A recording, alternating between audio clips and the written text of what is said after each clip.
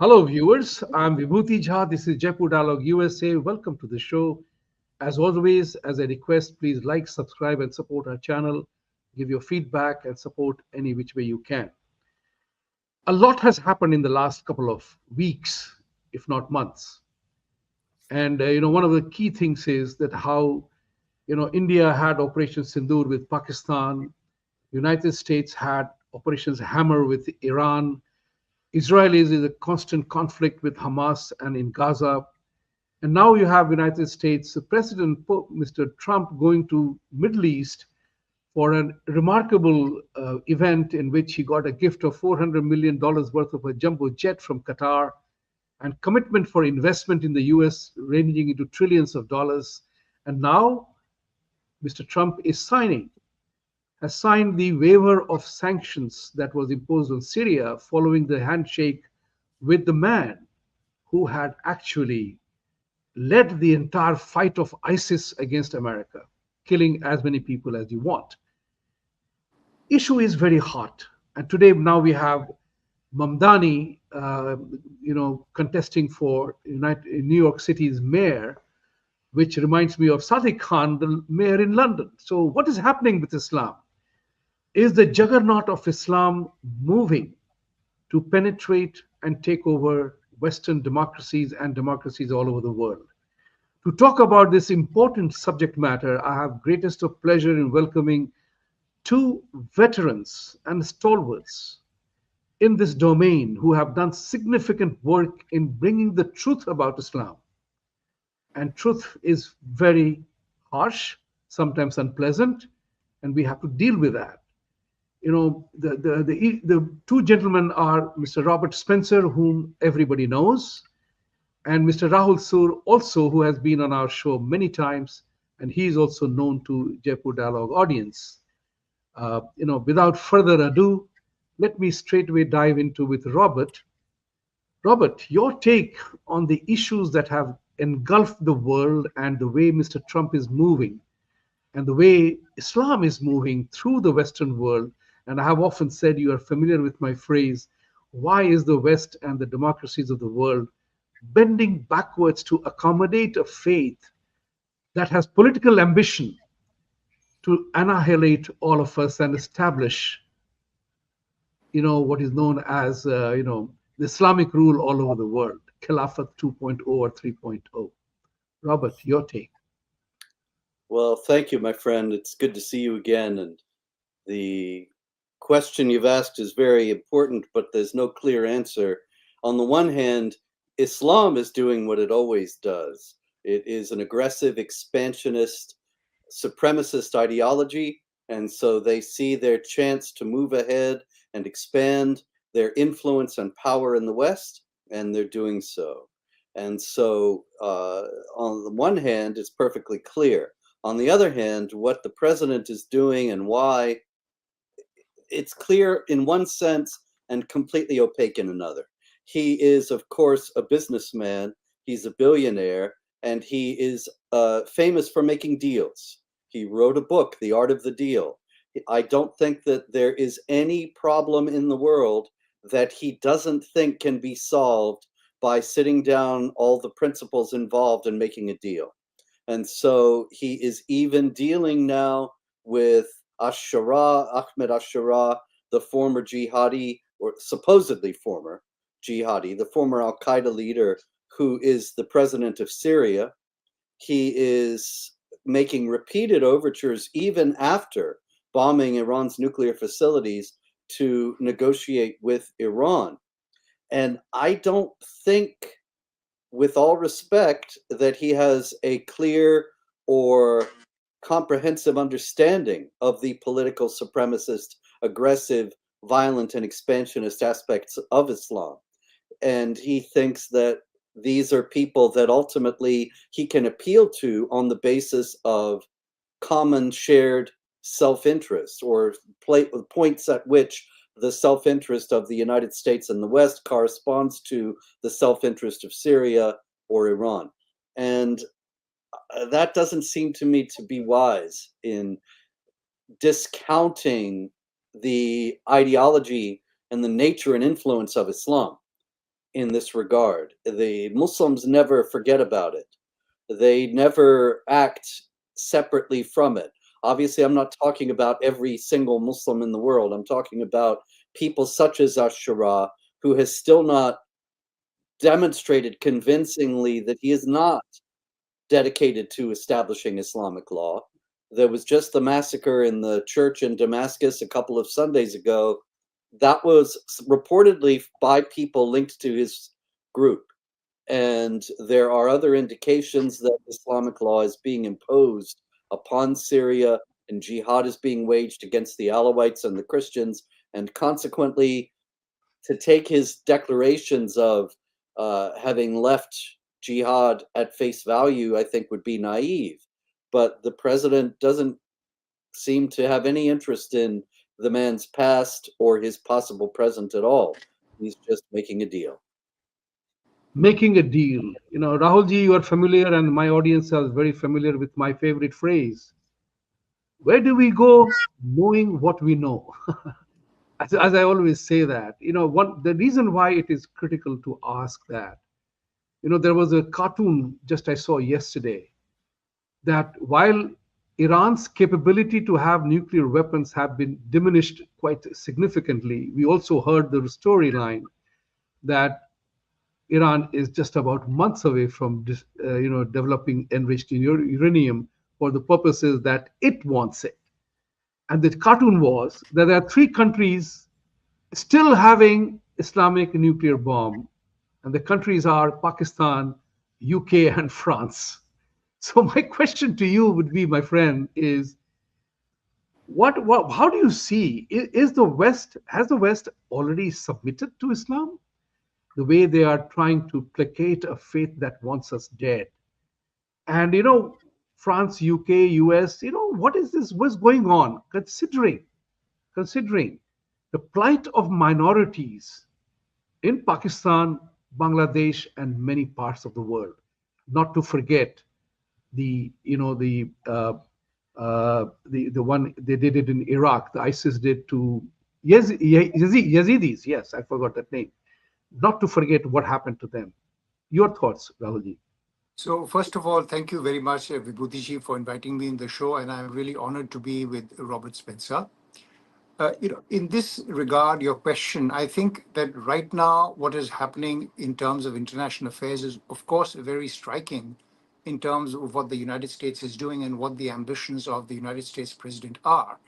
And his seemingly unwavering belief that, commerce and a good deal and a handshake across the table can solve everything. But I think we need to pause and see exactly what has happened in the West in terms of the infiltration of Islam in these countries. Right.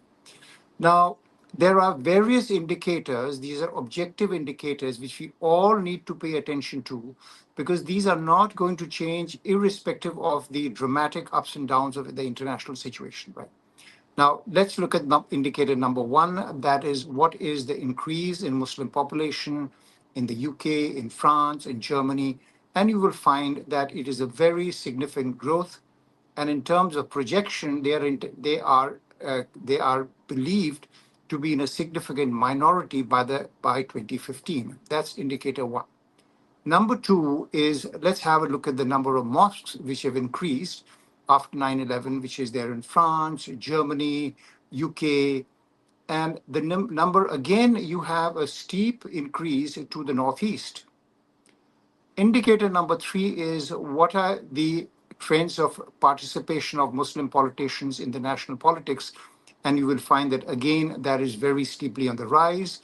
For instance, in the last general election in the UK, there were Muslims who had stood as independent candidates and had won. And given their alliance with the left, I think that, as I said, irrespective of the effervescence and the ups and downs of what Trump is doing and whether he will succeed or not, which lies in the womb of history, given the warning which Robert has said that he does not seem to be very aware of the impulses in terms of wanting to conquer, the West is in a pretty bad shape. And consequently, this requires some reflection on our part. Again, this is not Islamophobic. All I'm saying is we have to have a look at the impartial indicators which show that the West is in a shape where it has a force which is highly inimical to its values, and therefore it will have to pull up its socks and do something. That is where I see the situation right now, Vibhuti. I don't know whether Robert agrees with that or not. I will definitely request Robert to comment on your thoughts, but I will add here so that, Mr. Trump introduced the concept of reciprocal tariff.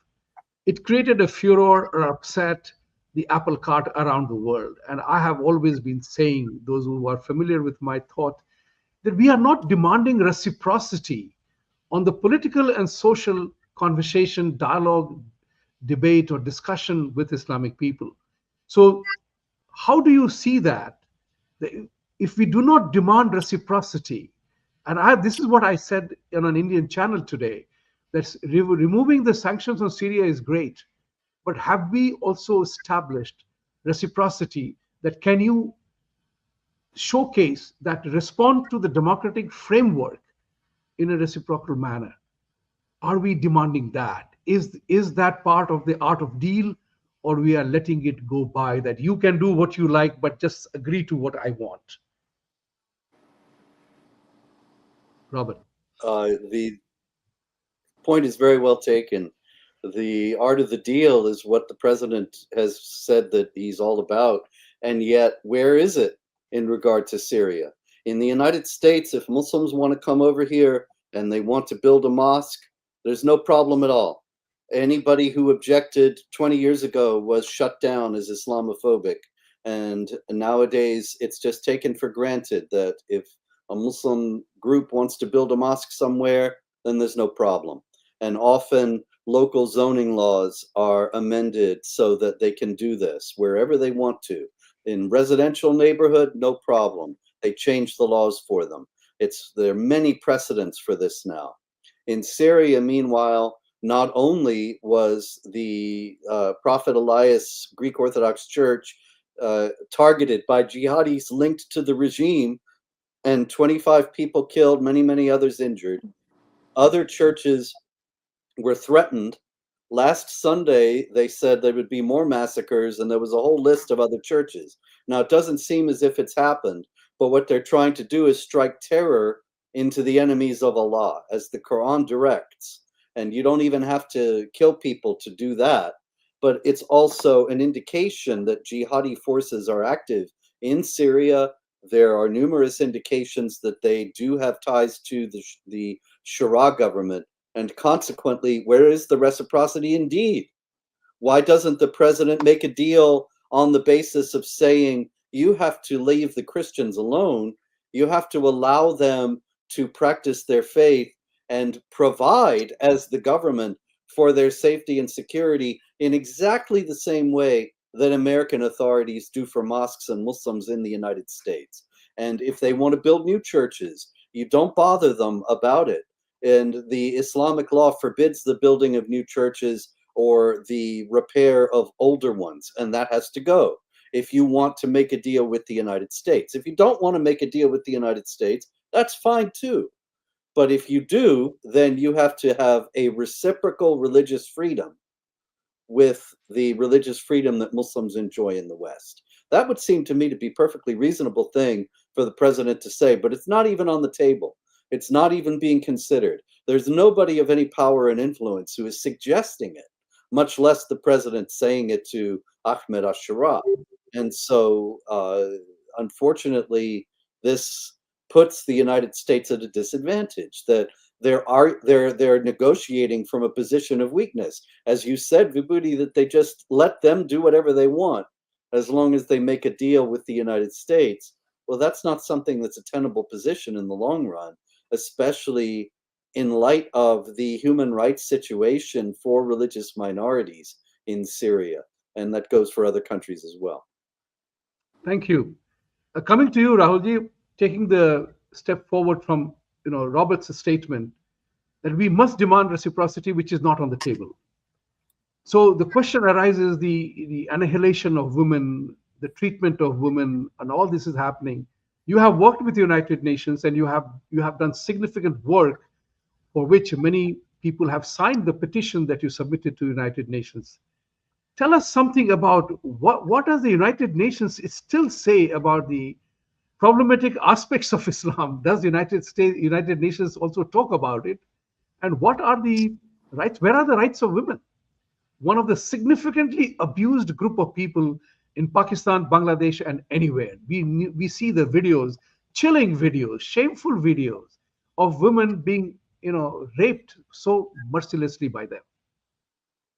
So, Vibhutiji, on this question of what the UN documents say, it is generally not known that the United Nations documents are a very rich source of the real nature of Islam and the problems which it creates.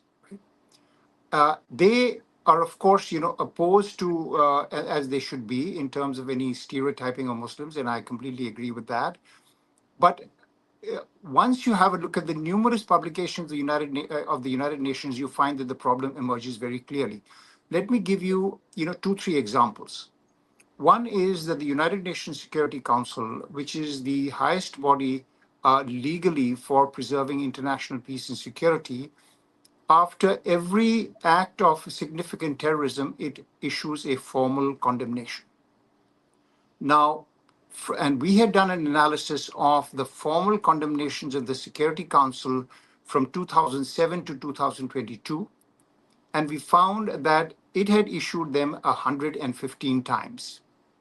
In that 115 times, there was only one condemnation of a group which is not Islamic, and which was the attack on the Noor Masjid in New Zealand, if you recall, after which there was an attack in Sri Lanka.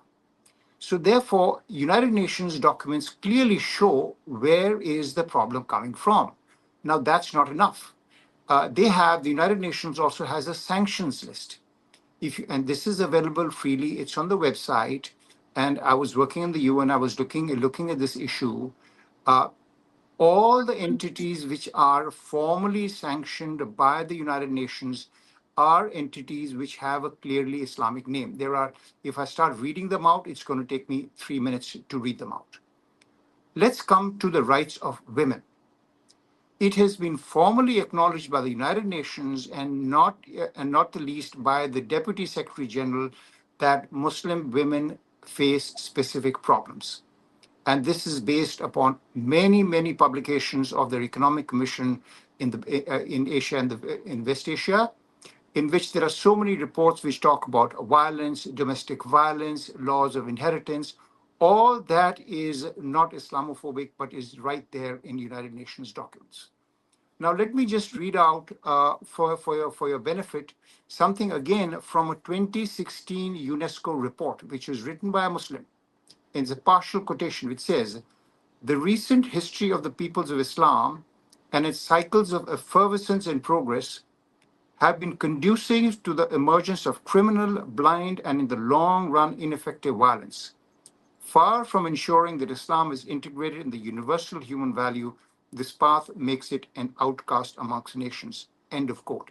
This is a United Nations report. And therefore, my area of special interest is to look at Islam from the point of view of the normative guidelines which are contained in UN documents and in international treaties. And from that point of view, there is a lot to worry about. In 2024, we had launched a formal complaint about what Sharia, how it violates women's human rights. And I'm looking forward to Robert Spencer's book on the same subject, November. I have already, booked it. But I would be very happy to give it to him so he can have a look at the subject from the point of view what we have found from United Nations and the number of treaties and international conventions which it violates. So that is how the subject looks like, based purely upon United Nations norm. Taking myself out of the picture, taking anybody out of the picture is very depressing and very concerning. Very depressing and very concerning. And that's what the problem lies, Robert. People like us are immediately branded as Islamophobic. This is a real problem. And that's where I have that we do not have the freedom of speech. Our freedom of speech to even make an inquiry, forget about questioning or challenging, even to make an inquiry is snubbed. You use the word terrorize. The Urdu word is dashat. impose on you and I and individually target those people who dare to speak out. And I'm proud to be one of them. And joining the select band of you and Rahulji in this regard is that we are not afraid. I'm talking about freedom of speech, and I said this some time ago. The freedom of speech is not about standing in a park and speaking for 3 hours. Freedom of speech is all about making those simple inquiries: when, where, who, what, how. Something happened, right? And we are not allowed that freedom of speech. This is the institutional element that United Nations knows what is going on, yet the world is falling, bending backwards to accommodate a faith that openly says death to you. Your thoughts? Well, you know, the United Nations has an initiative against Islamophobia, and Islamophobia is a term that was invented precisely for the purpose of inhibiting criticism of Islam and making people ashamed and afraid to say anything remotely critical about Islam for fear of being branded with this term, which is equated with racism and hatred and so on. And so I am happy to hear that the United Nations speaks out about various human rights abuses that are perpetrated in Islamic countries in accord with Islamic law. And it was even more encouraging and quite surprising to hear that they name Islam in at least some of these documents.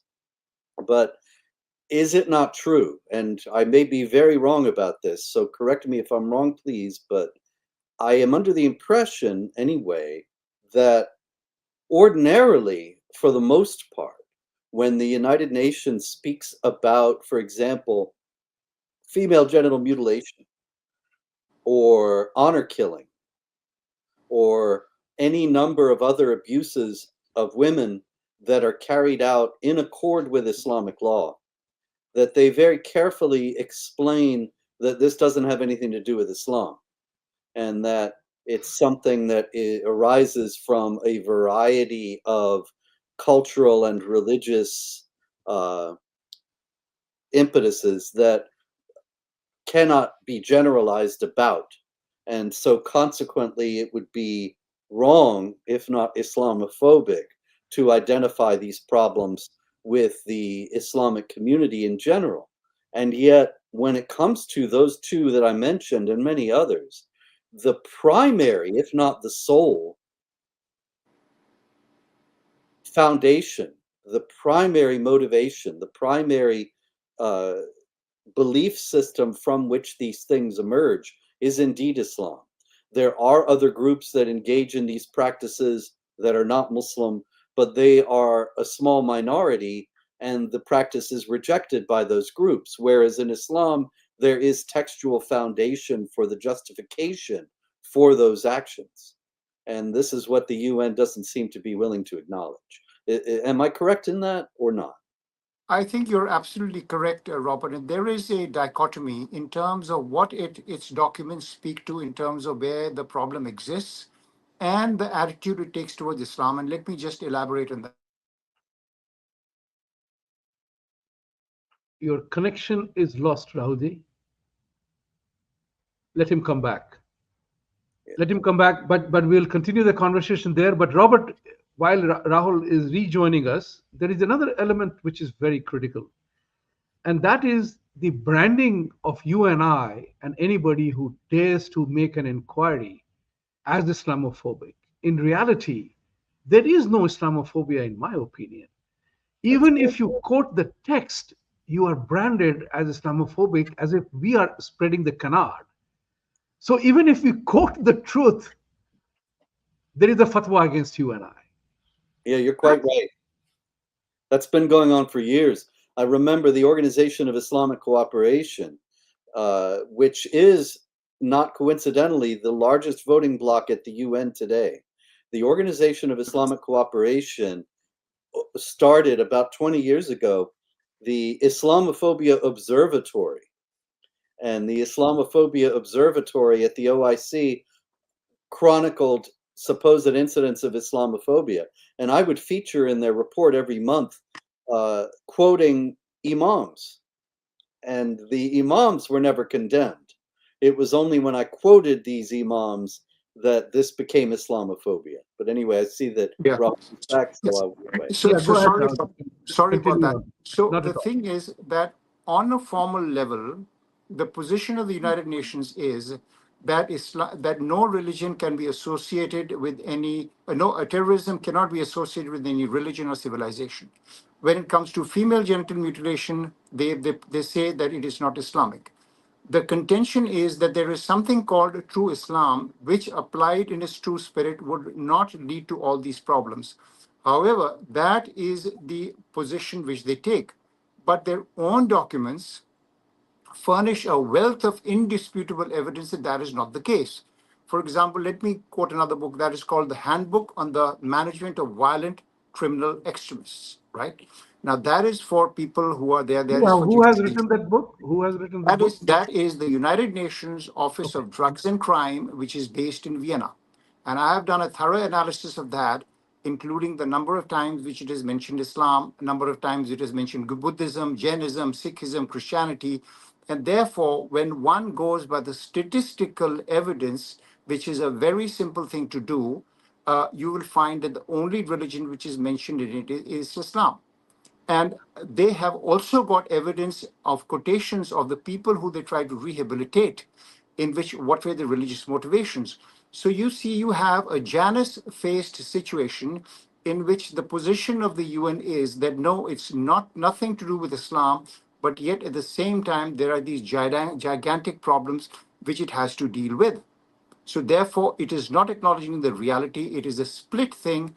And Robert is exactly right. My point was that these documents furnish a very rich trove of unexamined evidence which we have looked at. That's the point, Robert. I wonder Yes, if I answer your question. thank Yeah. you. Go ahead, Robert. You want to say something on this?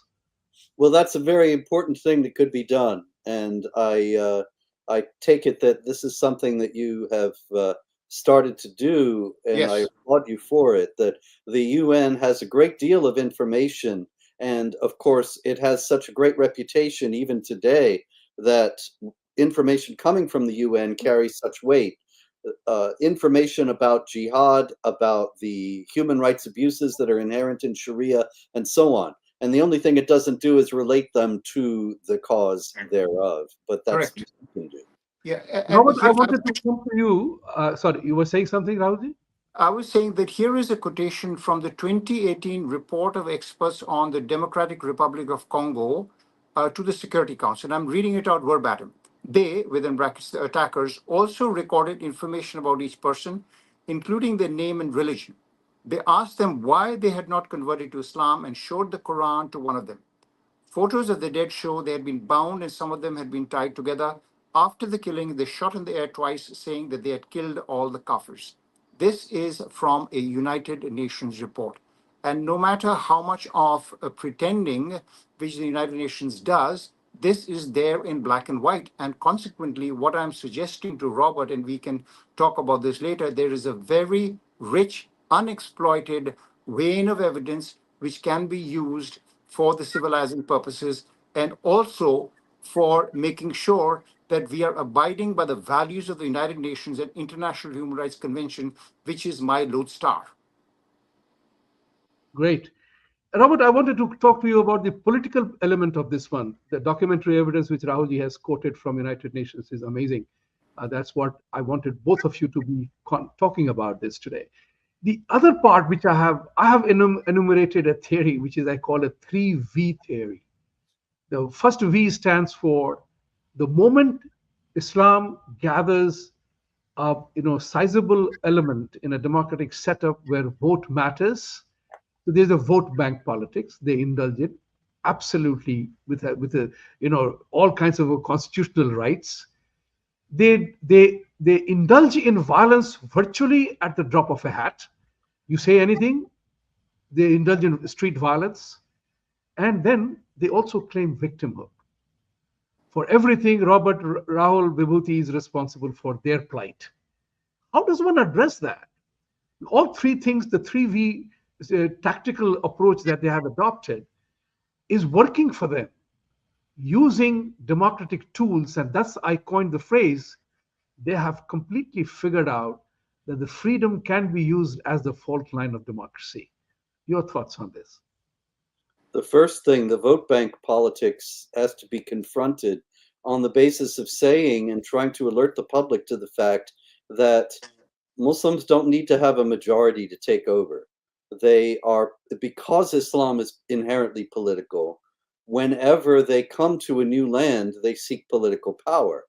And you may have Muslims being in a small minority and yet overrepresented in the local government, because this is a primary objective whenever they settle in a new land. And there is virtually no awareness of this in the West or anywhere else in the non-Muslim world. And so the first thing that we have to do is emphasize this to the point where it becomes common knowledge. I remember, and this can be done, I remember 25 years ago, nobody had heard of, for example, taqiyya, the deception in Islamic law that is allowed, that you deceive the unbelievers, and Muhammad said war is deceit, and so on. And after 9/11, I started talking about it, other people started talking about it, and now I see on X, on Twitter, uh, ordinary people who have never studied Islam, they have heard of this term. They are aware of this as a possibility, as we wish that the president were right now, that he might be being deceived by these Islamic entities. But this is an indication of the fact that it is possible, if we keep pushing and we keep emphasizing these facts, that we can bring them to general awareness. And so that would be the first thing, that Islam is political, that it is supremacist, that they will always seek political power, and that non-Muslim communities have to be prepared for that and may be ready to ask candidates like this Mamdani, who's about to become mayor of New York, ask him if he is part of an organized Islamic effort, and what does he say about such an organized Islamic effort to gain political power. And what does it portend for non-Muslims, particularly those that are targeted for a special hatred and vilification? You know, for example, chapter 5, verse 82 of the Quran says that the strongest in enmity to the believers are the Jews and the polytheists. And so every Muslim politician in the United States should be confronted, if he shows that he is a devout and knowledgeable believer, with the question, what do you intend to do with Jews and Hindus in your administration?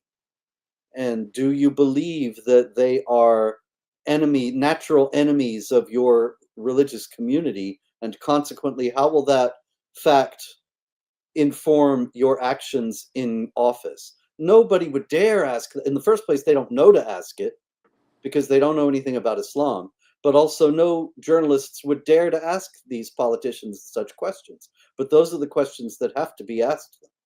And if they won't know, if the journalists now won't ask them, then we have to get into journalistic establishments and get into a position where we can ask them. Very valid question and very valid thought. And I also wanted to talk about another thing, which is their pattern. They immediately become victims. Everybody is responsible for their suffering and their plight. They are not themselves. And that brings to the other aspect which I wanted to ask you, that everybody is talking about it now, thanks to social media and the spread of technology, the way it has happened.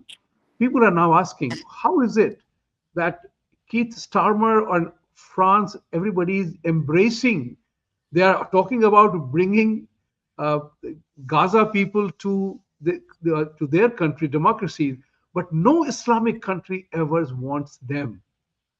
It's a very interesting issue. The migration, the refugee crisis is because the Islamic countries don't take them. Rahulji, your thought on this, as well as Robert's thought on it. So Yeah. whoever wants to go first, please be my guest. So, so I'll go to Robert. May I? Please. Yes. So, in first, let's look at this specific aspect which you proposed, which you talked about, that is migration, right? Now, I think that we have to step back a little bit and see the weaponization of the word Islamophobia. The word is both a sword and a shield. It has silenced people. It has destroyed careers. It has put people into a very, very active self-censorship mode. And the first thing I think we need to do when we're talking about issues, any issue which is connected to Islam, is to have a look at the word Islamophobia and understand that it is a word which has become so well accepted that we need to find a different word to counter it. And my solution to this, I've been thinking about this, and my solution is to come up with an alternative word, word against word, and that word is Islamofactism. A person who practices talking about Islam and Muslims based on facts is an Islamofactist.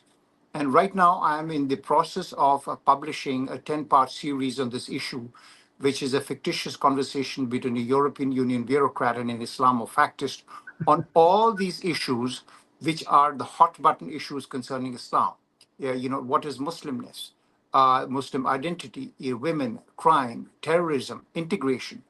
And therefore, this has been published in 8 parts have been published already.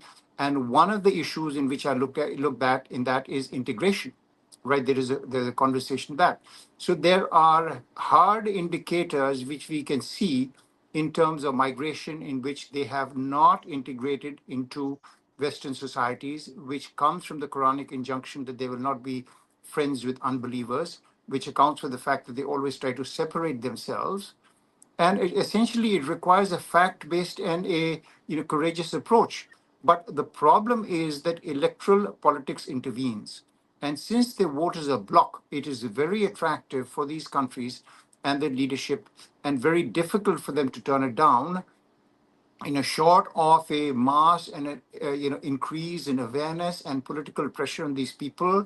Again, I say I'm very concerned about this, because these are issues which are going to only keep on increasing unless we deal with them factually, squarely, and on the basis of an Islamofactist approach.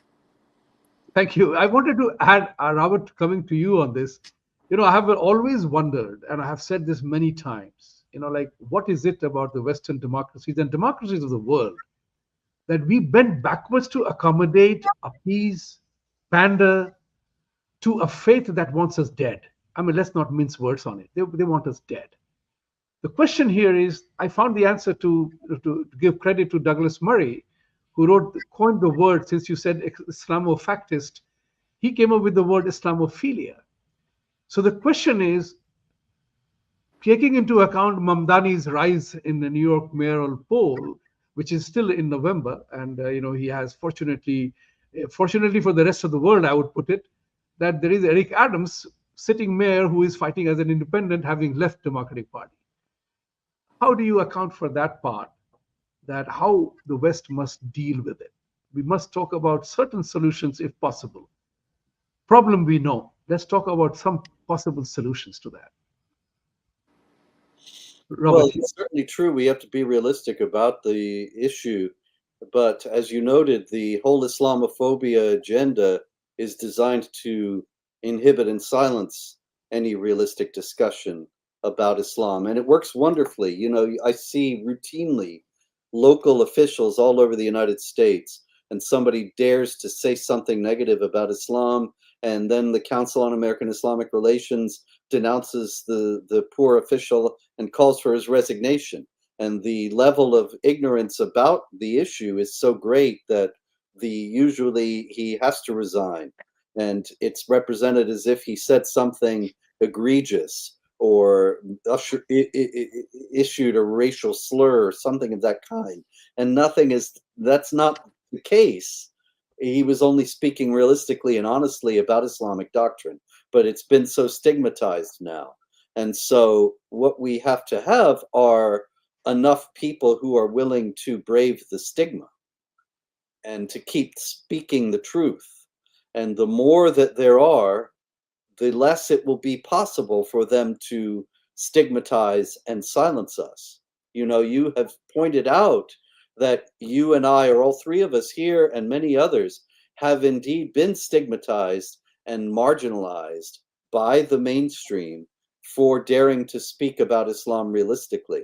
And this is in accord with tactics that the left devised. And Saul Alinsky in particular, the author of Rules for Radicals. And he was a Marxist propagandist in the middle of the 20th century who wrote this book about how to win the West for the left. And one of his rules is that you destroy your opposition one by one. You isolate a target and vilify this person and freeze him out, and then make everybody else have to answer for why they associated with him. Like if I did it to you, and I said, Vibhuti, he's a racist, bigoted Islamophobe, and so we should have nothing to do with him. And then I go to Rahul after I've done that, and I say, how can you explain that you appeared on a show with Vibhuti, the well-known racist, bigoted Islamophobe, and put you on the defensive, and then you have to explain, and you're destroyed for the association. And then the next person, and everyone is destroyed one by one, often just simply by association. So if there are so many of us that this cannot be done, then we might start making progress. But unfortunately, up to now, it's been quite effective because people see what happens to us and they don't want to be in that situation, so they keep quiet, which is exactly the objective. And they did it to Nupur Sharma in India, which is a world-known case. Exactly. They do it to, they cut the throat of many people in the process. And, I think we are daring enough to stand up and be counted and let the tribe expand. That's what is essential. And Yes. today, we have many opportunities through the social media and technology to do that. Rahulji, I'll come to you about a show that we did, a conversation that we had. We have talked about Islamofactism, we have talked about Islamophobia, we have mentioned about Islamophilia. There was a word we talked about, Islamostat. Tell us, let's remind the viewers once again, because we Right. need to talk about these matters. Right. Islamostat. So basically, you see, I think that the attempts have to be made to defeat them also or confront them in the linguistic terrain, because that is a very important linguistic terrain which can be decisive. And we know ever since 1984 how important it is and how language can be manipulated for aggressive ends, and that is what Islamophobia is. So one word, of course, is Islamofactism. The other word which I've coined is called Islamostat. Now, what is Islamostat? Islamostat is a word which is derived from thermostat, which obviously tells the temperature. And this case, it is a very simple 0 to 10 scale in which the more compliant with the literal Sharia injunctions the country is, the higher it is on the Islamostat scale. In other words, Afghanistan will be, let us say, around 8. Of course, they still have to start amputating, hands and banning music and things like that to achieve a 10. That's not possible. But at the same time, a country which is more liberal, for instance, today I see that Kazakhstan has banned the face whales. So in that sense, its Islamostat is going down. Now, one can say that the Islamostat of Saudi Arabia is tending down, whereas the Islamostat of Bangladesh is going up. This is because we need to give people a very simple way of understanding a very complex phenomenon, in which there are, many, you have to read many books to see where is a country in terms of its application of Islamic rigor. So if you disaggregate it in terms of the rights of women, the minorities, freedom, democracy, you come across a very simple 0 to 10 figure, and that is Islamostat. So I would like to humbly suggest to Robert and to you and to your audience to popularize these two terms, Islamofactism and Islamostat, as easy means of understanding a complex subject. Truth is the buzzword that you refer to. Let's talk about the truth. Let's not fear truth. Let's embrace truth. And that's the reason why people say truth is harsh, truth is bitter. But we also have a Sanskrit saying, Robert, for your information, it says, Satyam uvaj, priyam uvaj. So even if we have to tell the truth, Say it nicely. So, have we crossed the threshold of being nice? How long can you pretend to be nice? We can't do a takiya. So, when they can do a takiya, we can't do a takiya. So, Robert, Mamdani election possibilities of taking over New York is high. The guy is running an AOC kind of a campaign that AOC ran against the top Democratic leader whom she defeated. The element which is very critical and very interesting for us because we belong to India, a lot of non Indians may not know about it, the promise of things free to the electorate. Right? AOC did. So the entire left Democratic Party does promise things for free, and which is not tenable. The same script was used by Congress Party in India, the entire UPA opposition, and Arvind Kejriwal, the former CM of Delhi, was notorious for offering things free. Other than offering free air to breathe, he was promising free for everything on under the planet Earth. How does New Yorker, which is supposedly more educated, more understanding of things, because New York also elected two remarkable Republicans as New York mayor. Giuliani, who I've seen turn around New York because I came here the day he became the mayor, kind of thing. A day, when I say day, is euphemistically speaking, around 91, changed New York from what hellhole it was, and I've seen it myself, to what it was to Bloomberg. So I would not underestimate the entire scenario in New York. Thankfully for New York, that Eric Adams is in the race. And Eric Adams has migrated from being a Republican to Democrat to becoming independent now. And he's contesting that election, independently. Had he withdrawn from the race completely, it was a shoe-in for Mamdani. But not now, because now onwards, people will get to know Mamdani and connection with the ideology that he represents or he doesn't respect. So accept it or deny it. You can't be riding the two boats at the same time. Where do you see this heading on to, Robert? Well, the prospect of the free material is something that is probably going to get him a lot of votes. And so the best way to counter it here again is by speaking about it accurately and honestly. If I were running Eric Adams' campaign, I would get video of ordinary New Yorkers saying, I will have to spend X amount of dollars to pay for Mamdani's free grocery stores. I will have to spend X amount of dollars based on the tax rates, based on the estimated tax rates and the estimated cost of this thing, and hammer it in that nothing is really free and that people will have to be paid and that the working people in New York are going to have to pay for the free grocery stores. So it's not really free at all. I don't know if Adams is going to do that because he is not that far from the same socialist principles that Mamdani represents, but we can hope. We can hope. Rahulji, in terms of Mamdani kind of a thing, because if New York becomes under Mamdani rule, I shudder to think what's going to happen to the city. Yes. I do shudder to think, and I dare say that. However, there is a very interesting thing in the Democratic Party.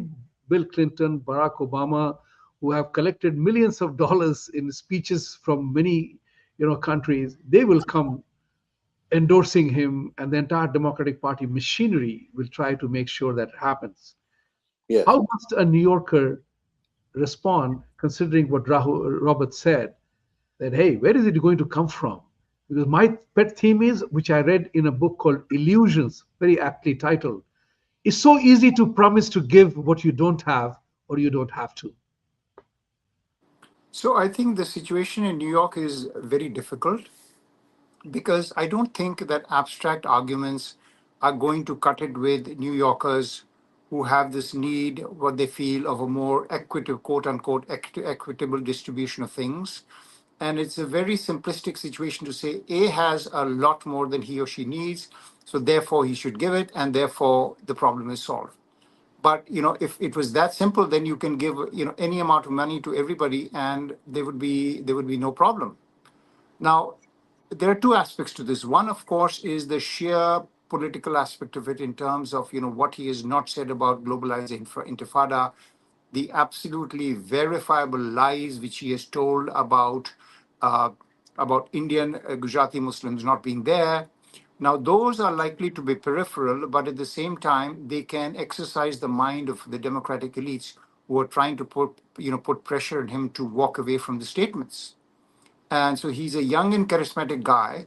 Many New Yorkers feel as if there has a need for some change, and consequently, you can ride a wave of change to anything. But at the same time, I think that a campaign of civic engagement needs to be mounted in terms of what has happened in other countries, in other cities where this has been tried. And this will have to be done by the young people whom he is seducing in such large numbers. So it's a very complex situation in which a city which is, always the left of center, and you have left of center and the left of that. So there is an internal tension which is going on, and I really don't know how it's going to turn out, but it's going to be very tough. It's going to be very tough. But here is the important part. I'm an incorrigible optimist. I believe that New Yorkers will see the light and the reality for the simple reason that Mamdani has no track record on which he's running. The only thing that he can back up with is his statements and policies. So, like for example, both of you pointed out, he has not condemned his call for global intifada. And even a CNN veteran TV guy, Jewish guy, was very upset about that, what intifada means for Jewish people. Number two is the fact that he has openly said white people will have to pay more taxes to cover the costs of this one. He made a reference to white people, right? White have to pay. And these are things which are very tricky. He can't get away with that. How will, how must Adam campaign capitalize on that part? And the free. People are becoming more aware. I've seen Instagram posts of people who saying that, hey, I supported AOC because I loved the idea of free. That was 10 years ago. I was young and impressionable. I'm 32 now. I see the lie in it. So if you were the advisor to Eric Adams, how must he run that campaign against this man who has no track record and only baloney to talk about? Me or Yes, Robert, you. the Adams campaign? Like I said, they should be hitting the practical costs, as Rahul also said, the practical cost of the free stuff, so that people realize it's not really free at all and they have to pay for it. And as for the white people have to pay more, well, there are a few in New York, and he's talking about having the white neighborhoods, the wealthy neighborhoods in Midtown Manhattan pay more in taxes and so on. And so that also can be turned around and used against him, that these people who are providing businesses that give jobs to New Yorkers, that allow for New Yorkers to have a living, that he's going to drive them out. And then what will be left? Who will employ all the unemployed New Yorkers that he expected these rich people to pay for? And there needs to be counter education. The left has been educating the general public without challenge for decades, and giving them the idea that if you're rich, it's because you've stolen from someone who's poor. And they never talk about, well, some people may work harder, some people may be smarter, some people may be luckier than others, and they amass a fortune, and this is not their fault. This is not a crime, because often they start something that employs people. And if you don't have those people, I can't afford, I can't start a business. I don't have the money. And if you don't have the businesses, you don't have jobs. And why most people would not be able to explain these very simple principles. And that's a failure of the educational system in the US. And this is where we need to attack and explain in very simple ways to New Yorkers and to the whole country why this system won't work. Everybody will leave New York who has any money. And John Katzimatidis, the grocery store billionaire, he's already said he's leaving, and others are going to leave. the only way socialist states in the past have continued to exist is because they build a wall around to keep the people in. So then they have to pay. And New York, he can't build a wall because it's not a separate country. So everybody's going to leave except the people who are poor and not working, and then it's just going to get worse for them. I just wanted to make that a statement so that you can also address that. He also has said in an interview that United States should not have billionaires, should not have billionaires. I think, I have always said that no immigrant comes to America to remain poor. They come to America to prosper. Whether prosperity relates to career progression or business progression or becoming wealthy, that's what America's dream is all about. Yes. That you can afford a life of comfort. Luxury comes later. To the hardworking or to lucky, luxury comes later. Those things come later. But to categorically say that being a billionaire is a crime and the United States should is critical. Should not have billionaires. Pardon me, I'll stop because we need to hear from Rahul, but just Yes. one more thing. To say that there should not be billionaires is to destroy the whole incentive of working hard. And if I wanted to be a billionaire, I could start a business and work hard and build it up. And anybody can do this. And yet he's saying at a certain point, we're going to stop you. And you can't make any more money after this. So then I think, why should I work hard? Why should I bother? He's just going to confiscate it. And so this destroys human initiative and will destroy the economy in the long run. Rahulji? So I think that, if I was advising Eric Adams, I would say that, concentrate on 3 points. One is get young people who have actually lived through the situation where they have encountered deception as a result of the free policies and go against that. That is number one. Number two is it is very clear that he is a divider, not a uniter. Otherwise, there would not have been so much of outrage about his statement. So therefore, he needs to be pointed out as a divider. Number three is the outright false statements that he has made especially in terms of, of India, and the fact that he is taking advantage of his Indian roots to peddle lies, about India. So therefore, you will have to recognize that there is a need for change. I was talking to, someone in my building today, and he said, well, it's good, it means the people want change. That's what the people at the bottom are telling me. So we cannot shut our eyes to this aspect of his campaign, but at the same time, hammer in the facts, hammer him in the fact that he is a divisive person and call out his lies and talk and talk and talk, because I think the message is going to come through. And I think that the counter movement has already started. The outrage has already started. I can see uncomfortable people in the Democratic Party.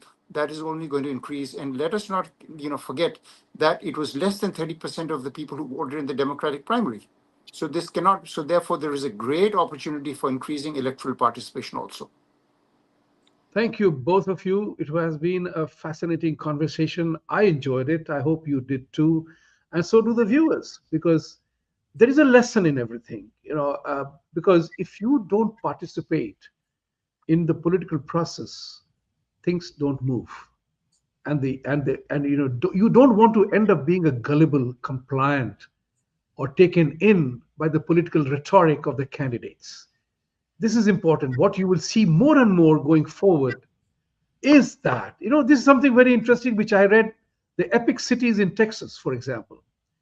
When it was objected to and people got to know of it, it was fascinating to hear the Islamic lawyer talk about the fact we are doing everything according to US laws, freedom of religion. If you do not allow me to live within my own confines, or give me the liberty to live the way I want to live, that means you are declaring us as second class citizen. It was a master stroke in creating a victimhood thing in our minds. But reality was what? They were trying to create their own ghettos or own territories where their own laws will apply, not the laws of the country. And that's what is important to confront right on. Gentlemen, Robert, Spencer, Rahul Sur, both of you, thank you so much for coming on the show today. It has been remarkably enlightening, and I hope viewers will recognize I always end my shows with a call to Satyameva Jayate, which means truth must triumph. And for truth to triumph, you and I will have to stand up for it. Thank you very much. Thanks a Thank you lot. very much. Namaste.